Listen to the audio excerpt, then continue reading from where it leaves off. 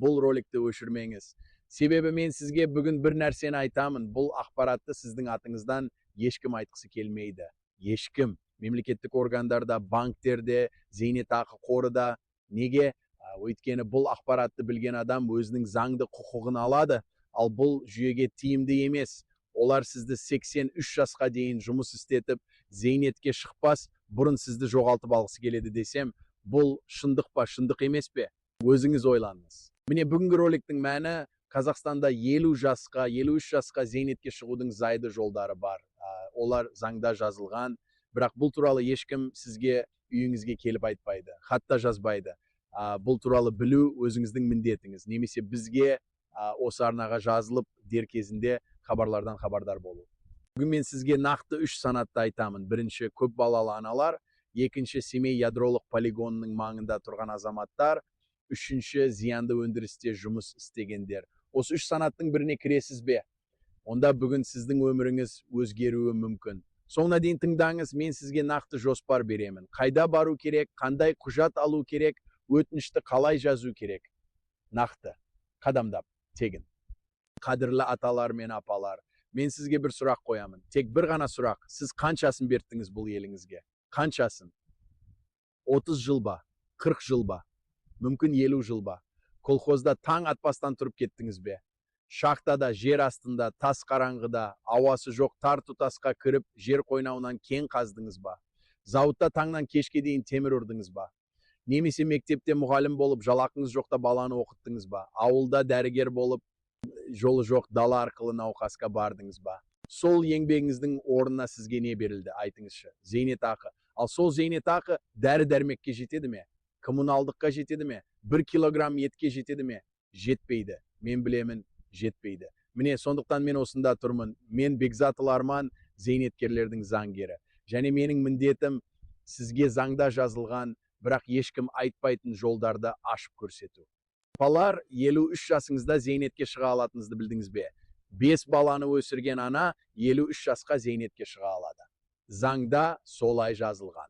Аталар, зиянды цехта жұмыс істеген болсаңыз, 50 жасыңызда зейнетақы аннуитетін ала аласыз, егер жеткілікті жинағыңыз болса. Бұл шындық, бұл заң. Ал енді мен пікірлер бөліміне бір сұрақ жолдаймын. Сіздің еңбек өтіліңіз қанша жыл, қандай мамандықта жұмыс істедіңіз? Алғашқы зейнетақыңыз қанша теңге болды?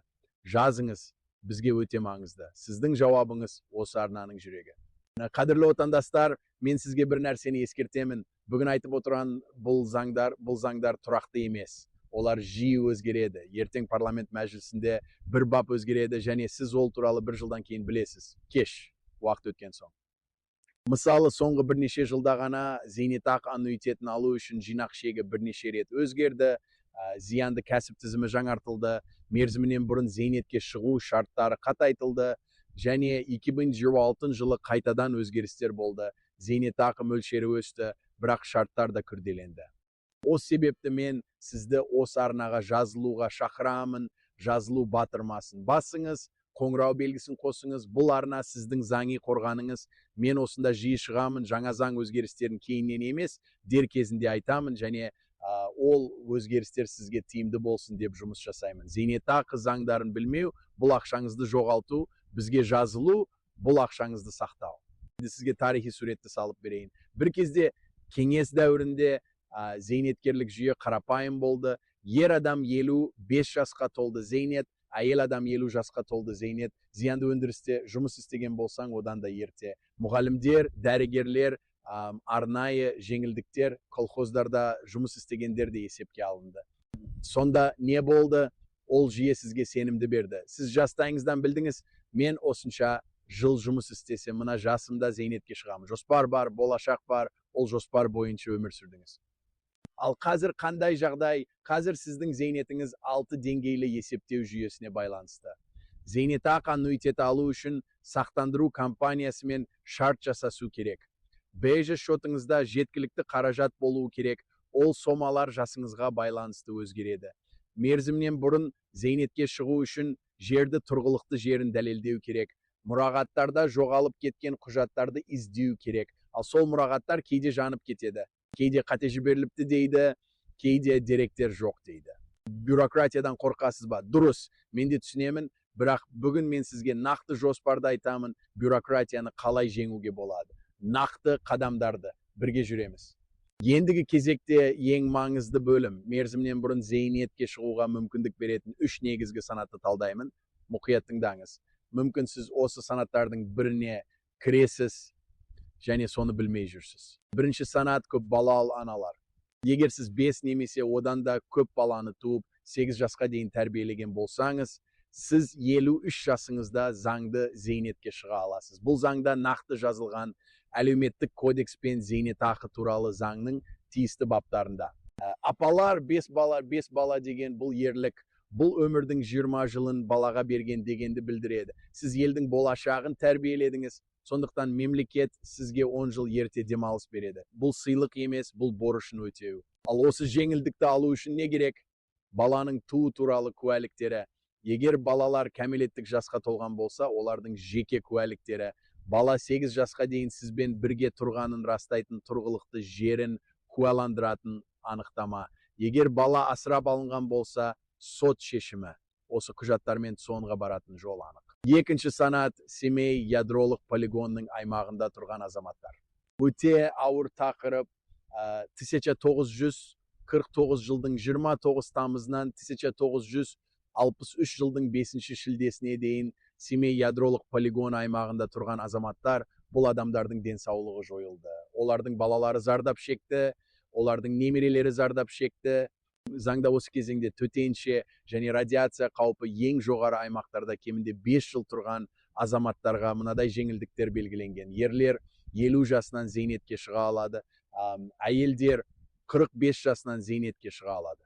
Бұл жеңілдіктер бар, бірақ оларды алу оңай емес. Өйткені мұрағаттарда тұрғылықты жерді растайтын құжаттар кейде жоғалып кеткен, кейде ауыл атауы өзгерген, ескі атпен табылмайды, кейде туу туралы куәліктен ақтаудан жазылмаған. Бұл жерде мен сізге айтамын, бас тартпаңыз, мұрағатқа жолдама жазыңыз, куәгерлердің куәлігін алыңыз.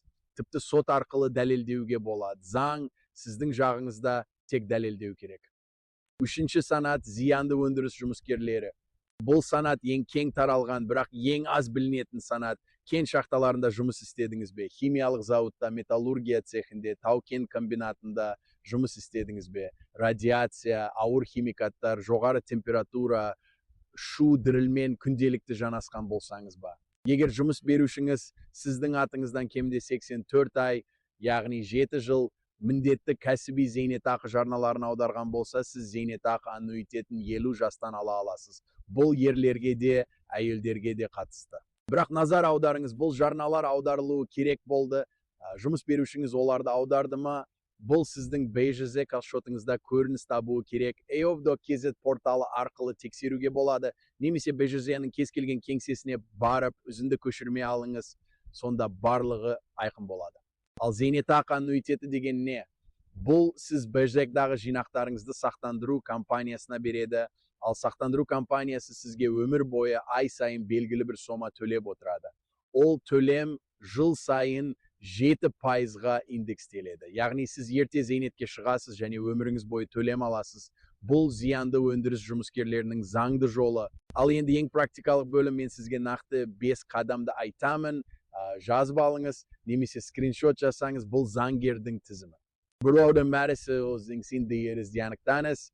Жоғарыда айтылған 3 санаттың біріне кіресіз бе? Көп балалы ана болсаңыз, балаларыңыздың туу туралы куәліктерін жинай бастаңыз. Семей аймағында тұрған болсаңыз, 1949-1963 жылдар аралығын ойлаңыз. Зиянды өндірісте жұмыс істеген болсаңыз, еңбек кітапшаңызды алыңыз. Екінші қадамы BJZ жинарды тексеріңіз. EOF.kz порталына кіріңіз, зейнетақы бөліміне өтіңіз, зейнетақы жинақтары туралы үзінді көшірме деп іздеңіз.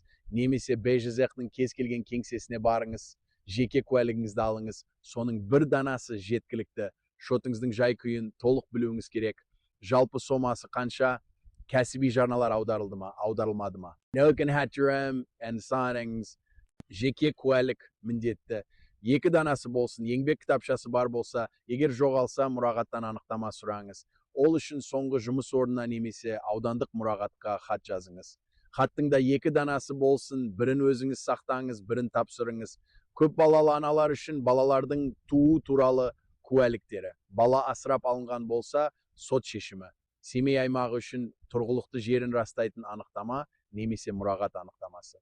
Зиянды өндіріс үшін зиянды еңбек жағдайларын растайтын жұмыс берушінің анықтамасы немесе мұрағат анықтамасы. Барлық жинаған құжаттарыңызбен соңға халыққа қызмет көрсету орталығы барыңыз, немесе тікелей бейжазақ кеңсесіне өтінішті жазасыз, 2 данада 1 данасын сізге қайтарып береді, қабылданды деген мөрмен. Осы данасыңызды сақтаңыз, ол сіздің дәлелдемеңіз.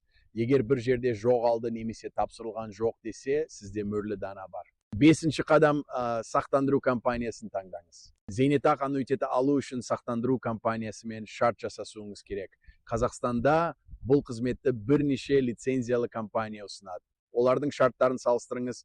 Ай сайынғы төлем мөлшері, индекстелу шарттары, алдын ала тоқтату мүмкіндіктері. Асықпаңыз. Бір компанияның ұсынысына сенбей, кемінде 2-3 компанияны салыстырыңыз. Ал шартты қол қоймастан бұрын заңгерге немесе отбасыңызда заң білетін адамға көрсетіңіз. Мінеки 5 қадам қарапайым. Нақты заңды, бюрократиядан қорқудың керегі жоқ. Жүйені білсеңіз, жүйе сіздің жолыңызды ашады. Қадірлі аталар мен апалар, мен бүгін сізбен бөліскен ақпарат, бұл менің сізге деген құрметімнің белгісі. Сіздер осы елдің алтын қоры. Сіздердің қолдарыңызда сол бос торғайдала, сол темір жолдар, сол зауыттар, сол мектептер жасалды. Сіздер болмасаңыз, бүгінгі Қазақстан болмас еді. Ал бүгінгі жүйе сізге ол еңбегіңіздің толық бағасын бермейді. Бұл әділеттілік емес. Бірақ менің саусағым заңда жеңілдіктер бар. Олар алу үшін жасалған, олар сізге тиесілі. Тек осы жолдарды білу керек, ал мен осы жолдарды ашу үшін осындамын. 30 жыл, 40 жыл еңбек еттіңіз, ал зейнетке 1 жылдан ертерек шыға алатыныңызды, немесе 10 жылдан ертерек шыға алатыныңызды білмей жүрдіңіз бе? Бүгіннен бастап білесіз. Пікірлер бөліміне жазыңыз, сіздердің арасыңызда зиянды өндірісте жұмыс істегендер бар ма? Шахтада, кен орнында, химиялық зауытта, немесе металлургия цехінде жұмыс істедіңіз бе? Өтіліңізді жазыңыз, жылдар санын жазыңыз. Бізге өте маңызды, сіздің жауабыңыз басқа адамдарға да жол ашады. Және егер бұл ролик сізге пайдалы бол деп ойласаңыз, оны тарқатыңыз, достарыңызға жіберіңіз, туысқандарыңызға жіберіңіз, ауылдастарыңызға жіберіңіз. Өйткені мүмкін дәл осы сәтте сіздің апаңыз немесе нағашыңыз 5 баланы өсірді, бірақ 53 жасқа зейнетке шыға алатынын білмей жүр. Немесе сіздің атаңыз зиянды цехта жұмыс істеді, бірақ кәсіби жарналары аударылды ма, аударылмады ма, соны ешкім тексерген жоқ. Бір ролик, бір адамның өміріндегі үлкен өзгеріс. Бұл өзгерісті жасаңыз. Мен Бекзатұлы Арман, зейнеткерлердің заңгері, арнаға жазылуды ұмытпаңыз. Келесі роликте мен сізге тағы бір нәрсені айтамын. БЖЗ жинақтарыңызды мерзімінен бұрын алудың заңды жолдары, тұрғын үй сатып алу, емделу, балаға білім беру, бұл да заңда жазылған, бұл да сіздің ақшаңыз. Кездескенше денсаулықтарыңызды тілеймін.